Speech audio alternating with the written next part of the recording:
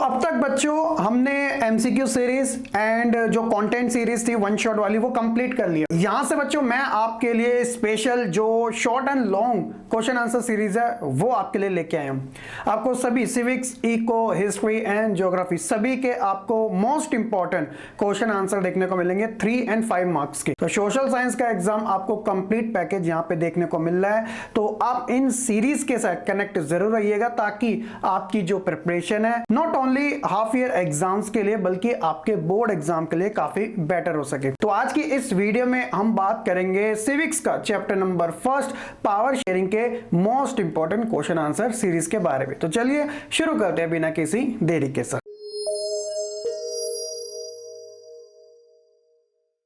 Question number 1 है which language are spoken in Belgium, what is their percentage.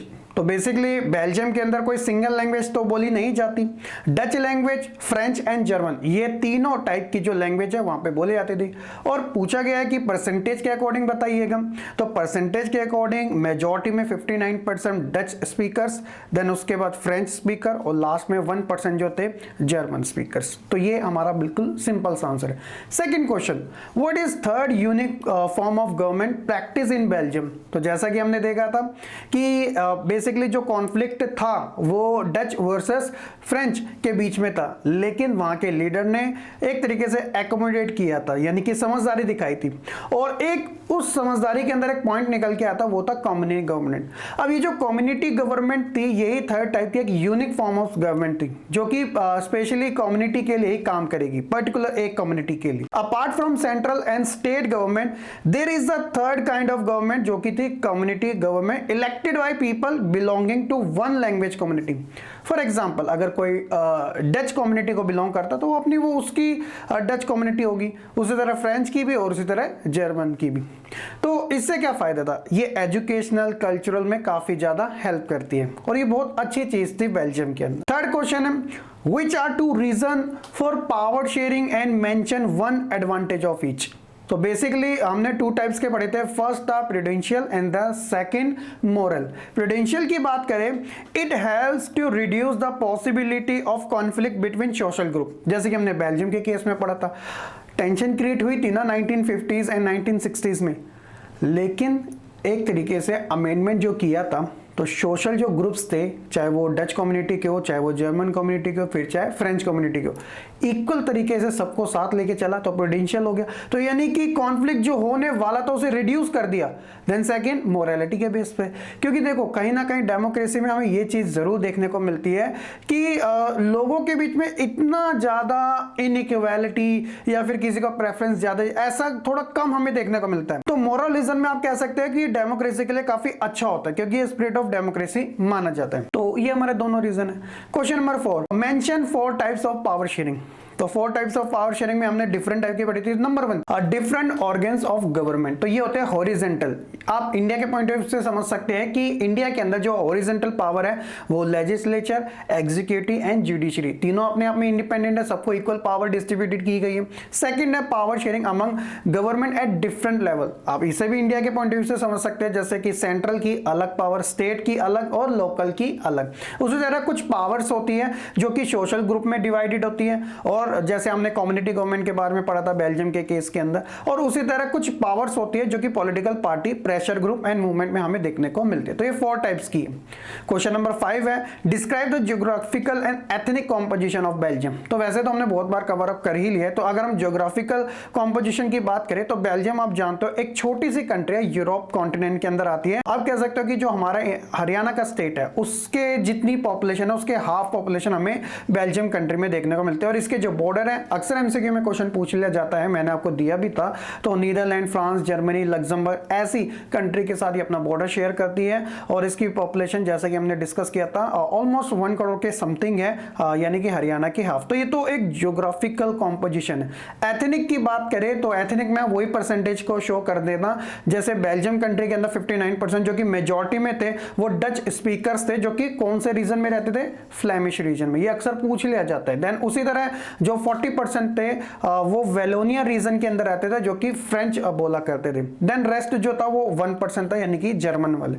लेकिन हमें थोड़ा बहुत इसका एथनिक कॉम्पोजिशन कॉम्प्लेक्स इस वजह से भी था कि जो वहां के डच स्पीकर्स थे पूरे बेल्जियम के अंदर मेजॉरिटी में थे, वो कैपिटल में माइनॉरिटी में हो जाते हैं। कैपिटल जो कि है उसकी ब्रिसेल्स, ये भी एग्जाम में पूछ ली जाती है। तो यहाँ पे 80% फ्रेंच स्पीकर और मात्र 20% डच स्पीकर थे। तो काफी कॉम्प्लेक्स था, दैट्स व्हाई उन्होंने अपने कॉन्स्टिट्यूशन के अंदर 4 टाइम अमेंडमेंट्स किए थे। Belgium is a country of diversity based on languages. Dutch speaking people are in majority in the country but a minority in the capital of city of Brussels. तो इस वजह से उन्होंने ये सारी चीजें करी थी, जो कि एक तरीके से एकोमोडेट था उनके लिए। Next question, explain 3 measures taken by Sri Lanka as per the act passed in 1956। अब हर कोई ये तो जानता है कि श्रीलंका ने एक तरीके से मेजोरिटेरिज्म का कॉन्सेप्ट को फॉलो किया था, यानी कि वो वन कम्युनिटी को आगे लेके चल रहा था। और ठीक इसके कंपैरिजन में जो बेल्जियम था वो वन कम्युनिटी को साथ ना लेकर सभी कम्युनिटी को साथ में लेकर चल रहा था। सो दैट्स व्हाई वहां पे जो कॉन्फ्लिक्ट होने वाला था वो नहीं हुआ, लेकिन श्रीलंका इस एक तरीके से ट्रैप में फंस गया। तो उसने अपनी एक कम्युनिटी को आगे बढ़ाना चाहा, तो उसका रिजल्ट ऐसा हुआ कि वहां पे सिविल वॉर देखने को मिल गया। अब वो क्या था, तो ये देखिए इसकी शुरुआत 1956 से ही होती है, वैसे तो इंडिपेंडेंस से ही शुरू हो जाती है। Sri Lanka emerge as an independent country, जो कि 1948 में था। और वहां की जो एक तरीके से आप कह सकते हैं जो कम्युनिटी थी वो मेजॉरिटी कम्युनिटी थी, यानी कि Sinhala. The leader sought to secure dominance over government. अब जिसकी जनसंख्या ज्यादा है वहां पे ऑब्वियसली हाईली चांसेस है कि उसके लीडर्स भी ज्यादा ही चुने जाएंगे। Thus the democratically elected government adopted the following majoritarianism measures। अब जैसे कि एक तरीके से डेमोक्रेटिक तरीके से श्रीलंका में इलेक्शन हुए, लेकिन उन्होंने जो कॉन्सेप्ट को फॉलो किया मेजोरिटेरिज्म के, वो थोड़ा गलत हो गया था। हुआ क्या था, देखिए 1956 में एक एक्ट पास होता है जिसके अंदर जो सिन्हाला थे ना, उनको क्या किया जाता है कि एक ऑफिशियल लैंग्वेज, क्योंकि सिन्हाला जो है एक ऑफिशियल लैंग्वेज श्रीलंका की बन जाती है, और जबकि जो वहां की तमिल लैंग्वेज होती है उसे डिसरिगार्ड कर दिया जाता है। गवर्नमेंट क्या करती है, एक तरीके से प्रेफरेंस के बेसिस पे, यानी कि जो सिन्हाला के एप्लीकेंट्स है, जो सिन्हाला कम्युनिटी को बिलोंग करते हैं, उनको यूनिवर्सिटी एंड गवर्नमेंट जॉब्स के अंदर पहले प्रेफरेंस देती है, जबकि वो एक तरीके से नेग्लेक्ट करती है, अवॉइड करने का काम करते हैं जो तमिल्स होते हैं। और एक न्यू कॉन्स्टिट्यूशन बनता है जो उनका रिलीजन होता है, जो मेजॉरिटी कम्युनिटी का, यानी कि बुद्धिज्म, उसको प्रोटेक्ट करने की बात करते हैं। बाकी ये जो तमिल्स है वो कहीं भी जाए उससे हमें कोई लेना देना नहीं है। अब इसका इफेक्ट क्या पड़ता है, आप जानते हो, इफेक्ट ये पड़ता है कि एक तरीके से जो तमिल लोग होते हैं वो इस बात से नाराज हो जाते हैं। उन्हें ऐसा फील होने लग जाता है कि देखो सारी चीजें गवर्नमेंट जॉब्स हो गए, यूनिवर्सिटीज हो गई, सारा एक ही कम्युनिटी के फेवर में हो रहा है, हमारी ना ही लैंग्वेज को प्रेफरेंस दी जा रही है, ना ही हमें गवर्नमेंट जॉब में अपॉर्चुनिटी दी जा रही है, ना ही एजुकेशनल के अंदर, तो हम क्या करें। तो ऐसे में जब वो डिमांड करते थे, उनकी डिमांड को क्या कर दिया जाता था, नेग्लेक्ट कर दिया जाता था, यानी कि मना कर दिया जाता था, डिनाई कर दिया जाता था। तो ऐसे में दोनों ही कम्युनिटी के बीच में जब कॉन्फ्लिक्ट हुआ, तो 1980s का टाइम था जब वो जो कॉन्फ्लिक्ट था वो सिविल वॉर में कन्वर्ट हो गया। सो दैट्स अ रीजन कि वहां पे सिविल वॉर की वजह से रिसोर्सेज का लॉस हुआ, पॉपुलेशन जो थी उनका भी लॉस हुआ, 1000 ऑफ पीपल किल किए गए, बहुत सारे जनों को रेफ्यूजीज बना दिया गया, एक तरीके से इकोनॉमी काफी ज्यादा डिक्रीज होगी। तो ये बिल्कुल भी सही नहीं था, जस्ट बिकॉज कि उन्होंने मेजोरिटेरिज्म के कॉन्सेप्ट को फॉलो किया था। तो ये सारे इफेक्ट एंड आप कह सकते हैं कि इनके कॉन्सिक्वेंसेस हमें देखने को मिले थे। Question number 7, how the composition of the capital city of Brussels is different from Belgium as a country. तो हमने ऑलरेडी वैसे डिस्कस कर लिया है। तो अगर हम बेल्जियम के केस में देखते हैं 59%, 40 एंड 1% का रेशियो हमें देखने को मिलता है, तो कंफ्यूजन यहां क्रिएट होती ही नहीं है। मेजॉरिटी में डच स्पीकिंग, माइनॉरिटी में फ्रेंच एंड जर्मन। लेकिन कंफ्यूजन कहां क्रिएट होती है, उसकी कैपिटल में।